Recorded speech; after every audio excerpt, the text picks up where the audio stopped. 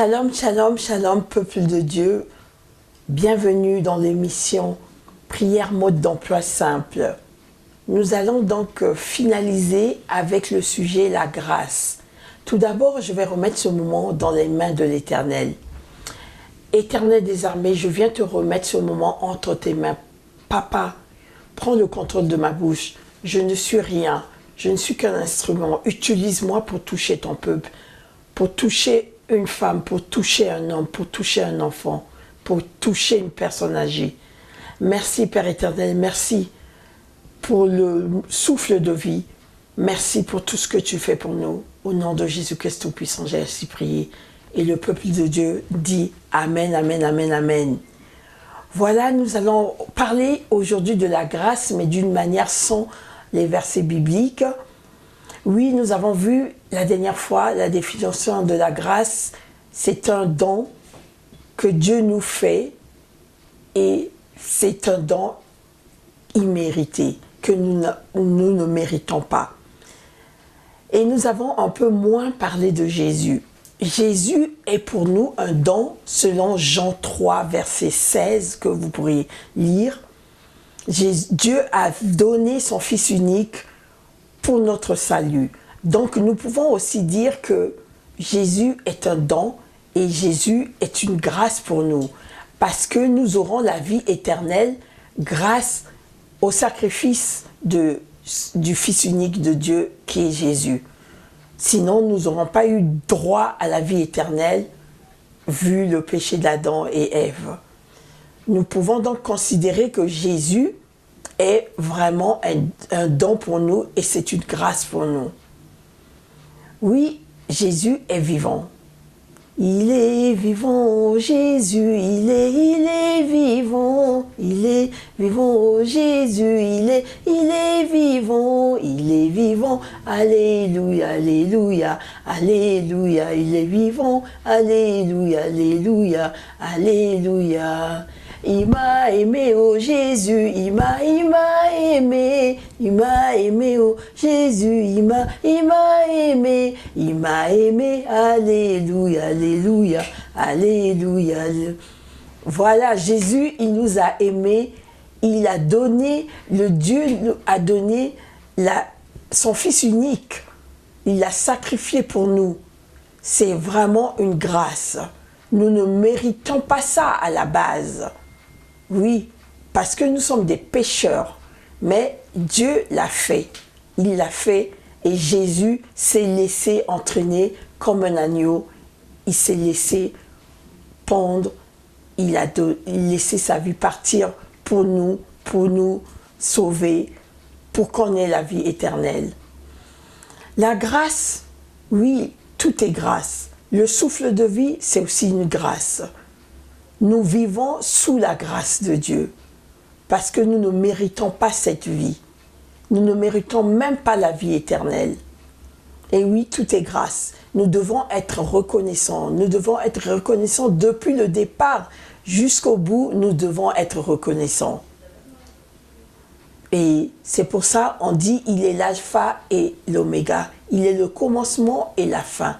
Jésus est le commencement et la fin.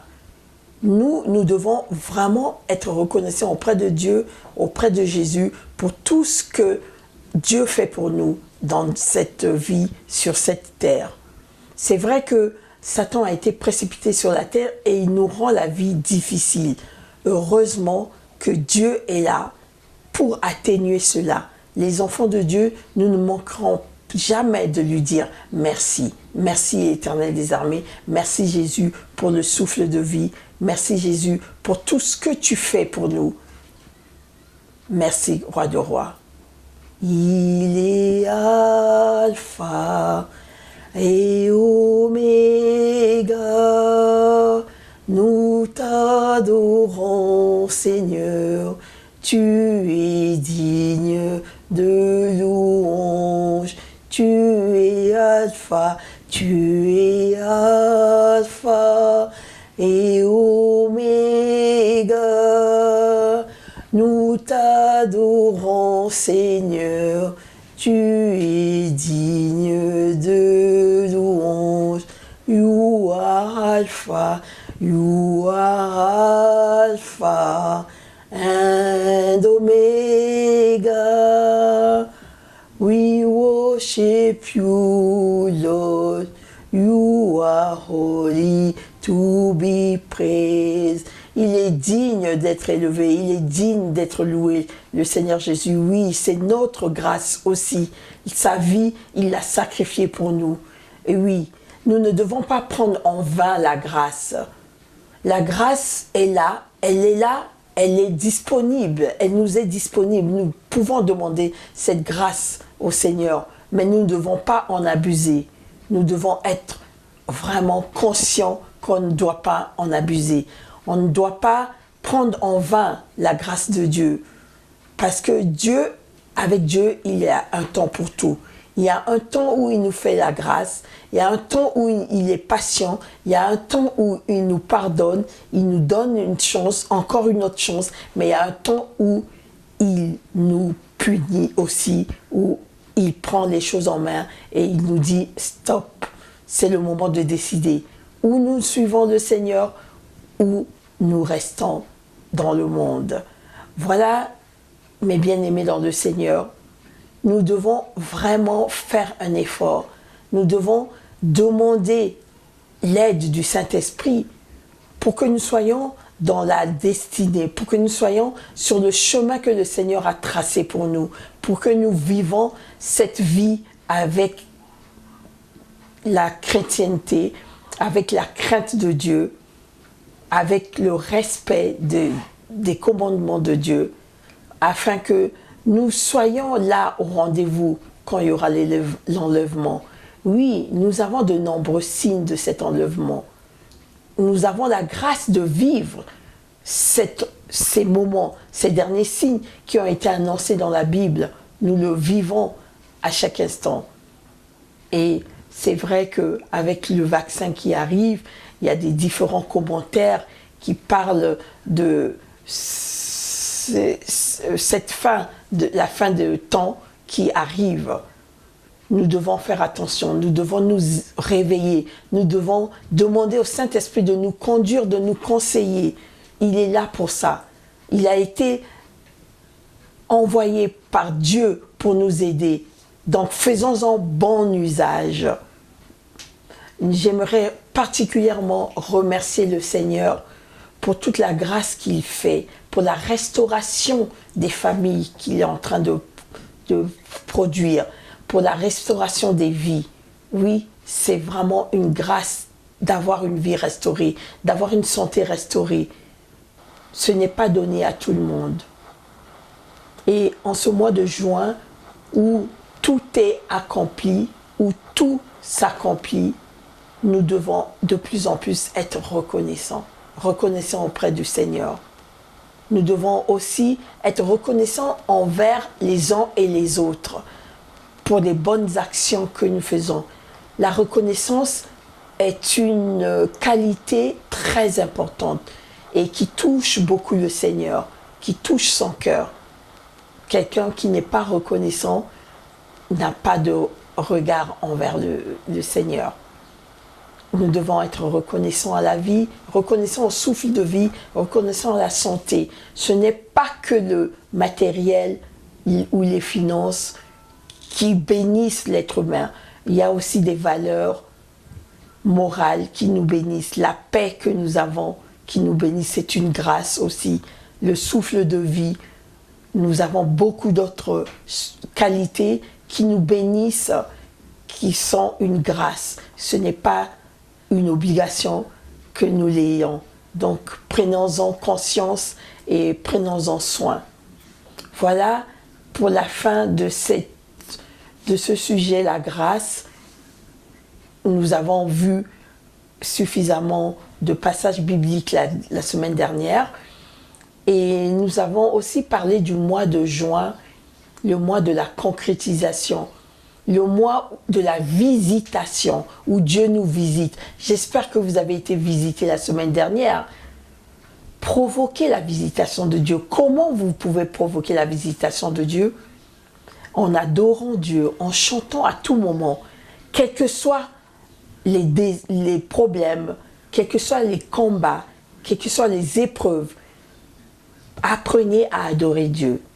Il adore, il aime beaucoup quand on l'adore. Nous avons été créés pour l'adorer. Apprenez à chanter pour Dieu. Apprenez à le remercier à travers des chants, louanges, adoration. Oui, il est important de le remercier, de l'adorer, de lui rendre hommage, quel que soit le moment de notre vie. Ce n'est pas toujours facile ou évident de le glorifier, de l'adorer, mais il faut prendre cette habitude.